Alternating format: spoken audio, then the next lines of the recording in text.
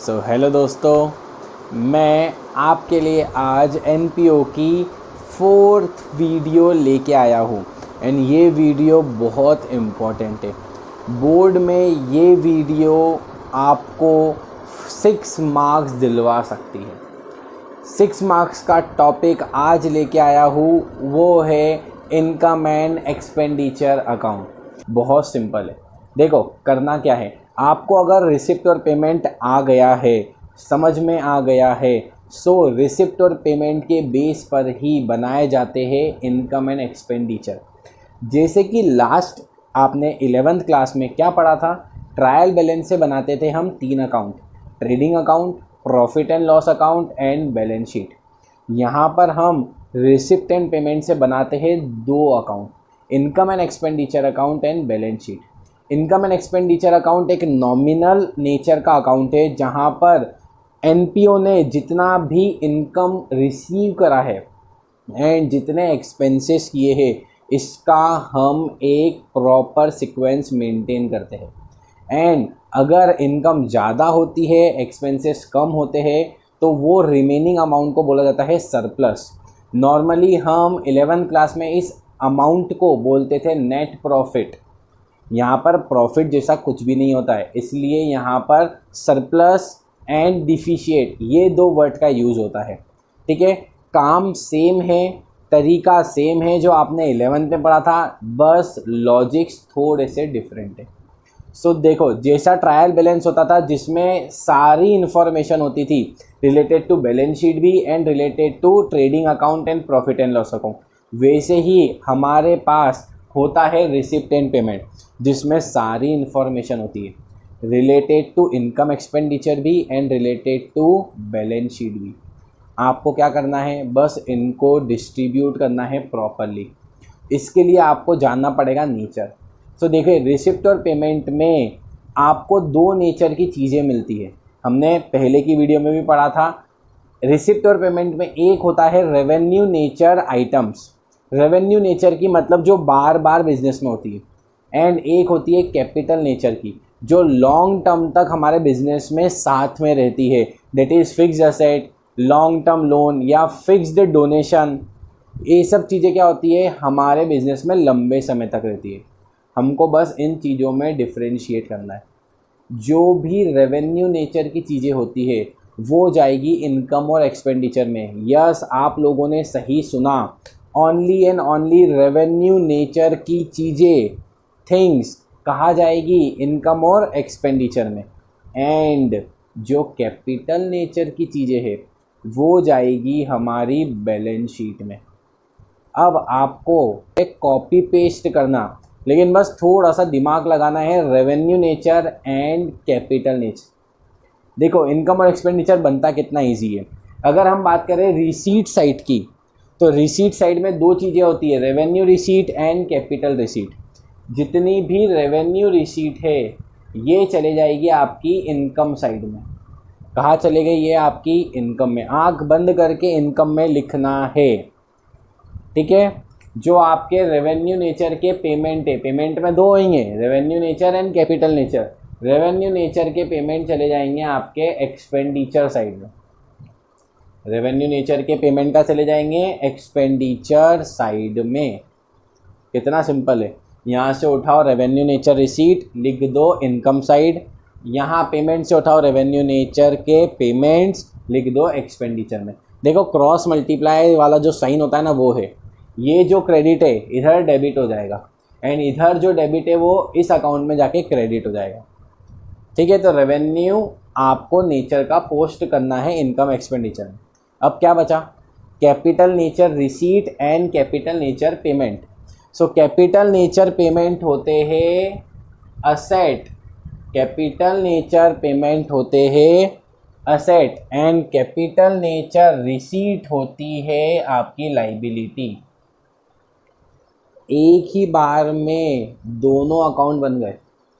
क्या याद रखना है, revenue completely income expenditure, capital completely asset और लाइबिलिटी बैलेंस शीट। अब बस आपको ये डिफ्रेंशिएट आ गया तो दोनों अकाउंट बन गए। आपको एक इम्पॉर्टेंट चीज़ ध्यान रखनी है और वो इम्पॉर्टेंट चीज़ है आप जब भी रिसीट एंड पेमेंट से कोई सी भी अमाउंट ट्रांसफ़र करोगे, वो अमाउंट एक्रूअल बेसिस के अकॉर्डिंग केवल करंट ईयर की लिखना, ना लास्ट ईयर की, ना आने वाले साल की। इनकम और एक्सपेंडिचर में आप केवल करंट ईयर के अमाउंट लिखोगे, ना ही लास्ट ईयर के एंड ना ही नेक्स्ट ईयर के।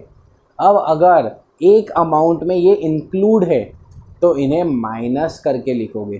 कैसे लिखोगे? अगर ये टोटल अमाउंट है तो लेस कर देंगे लास्ट ईयर का, लेस कर देंगे नेक्स्ट ईयर का, ये दोनों लेस कर देंगे। अब जो अमाउंट आएगा वो बाहर। एंड यही सेम रूल आपको एक्सपेंडिचर में भी यूज़ करना है, केवल करंट ईयर का। देखो कितना इजी था, कितना इजी था। जैसा आप 11th में करते आए हो, outstanding current year plus prepaid last year का प्लस, ठीक है। लेकिन आउटस्टैंडिंग लास्ट ईयर माइनस, क्योंकि वो लास्ट ईयर से रिलेटेड है, इस ईयर से रिलेटेड नहीं है। एंड एडवांस पे कर दिया हमने नेक्स्ट ईयर के लिए, आने वाले साल के लिए, वो भी इस साल से रिलेटेड नहीं है, माइनस। सो जैसा आप करते आए हो ना, वैसा का वैसा ही करना है। ध्यान क्या रखना है? रिसिप्ट, रेवेन्यू, पेमेंट, रेवेन्यू, ये जाएंगे इनकम और एक्सपेंडिचर में। कैपिटल नेचर की रिसीट जाएगी आपकी लाइबिलिटी में, एंड कैपिटल रिसीट का पेमेंट, दैट इज़ असेट खरीदने में जो लगता है, वो जाएगा आपका असेट में, ठीक है। सो ये ध्यान रखना। अब 2-3 इंपॉर्टेंट चीज़ें जो आपको ध्यान में रखनी है, दैट इज़ अगर डोनेशन के साथ कोई सा वर्ड साथ में लगा हुआ हो, that is donation for building, donation for tournament, donation for particular event, so ये अगर कुछ साथ में वर्ड लगा हो तो ये सब कैपिटल नेचर के होते हैं। सो डोनेशन के साथ जब भी कोई वर्ड लगा हो, इसे हम हमेशा क्या मानेंगे? आप बोल सकते हो कैपिटल नेचर डोनेशन। एंड अगर डोनेशन के साथ कोई वर्ड ना हो या जर्नल डोनेशन हो तो आप उसको इनकम साइड में लिखेंगे, इनकम एंड एक्सपेंडिचर की।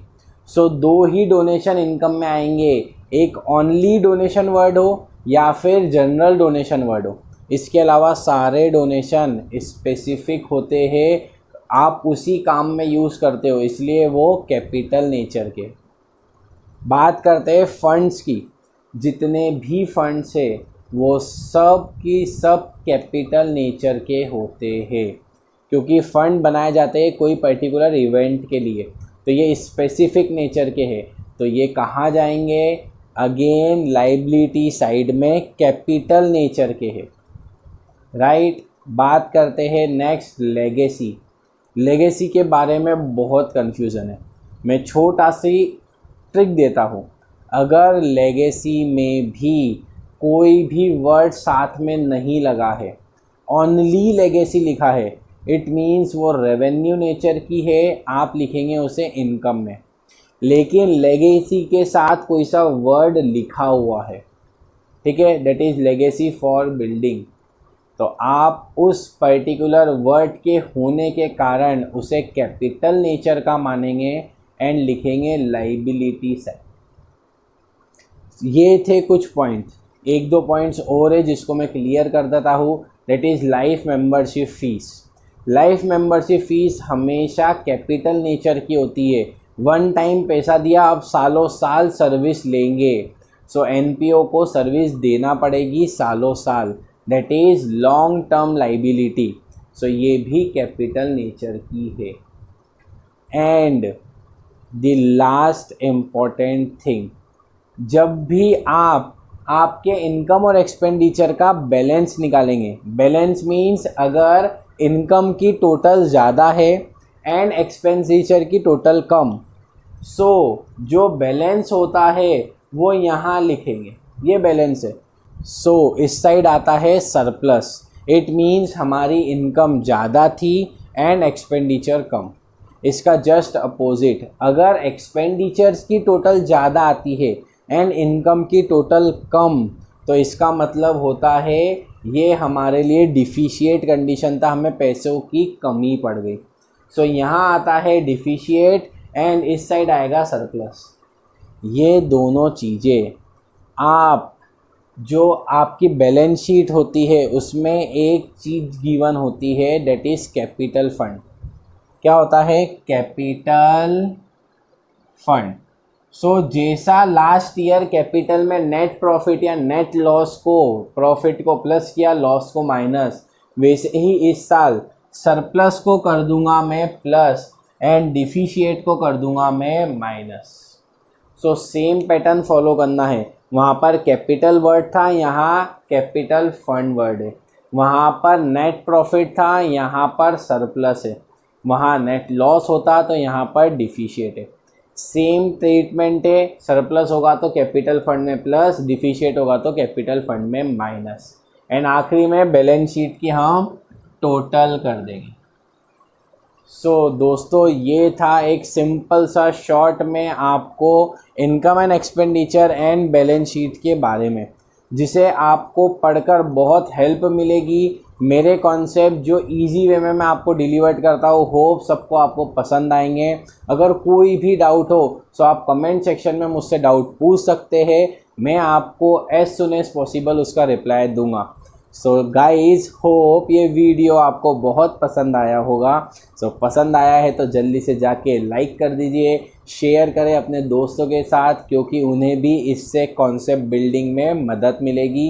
एंड सब्सक्राइब माय चैनल ताकि ऐसी इंटरेस्टिंग वीडियो शॉर्ट क्लिप्स आपको मिलती रहे एंड बोर्ड में बन जाओ आप सब topper. So thank you so much guys.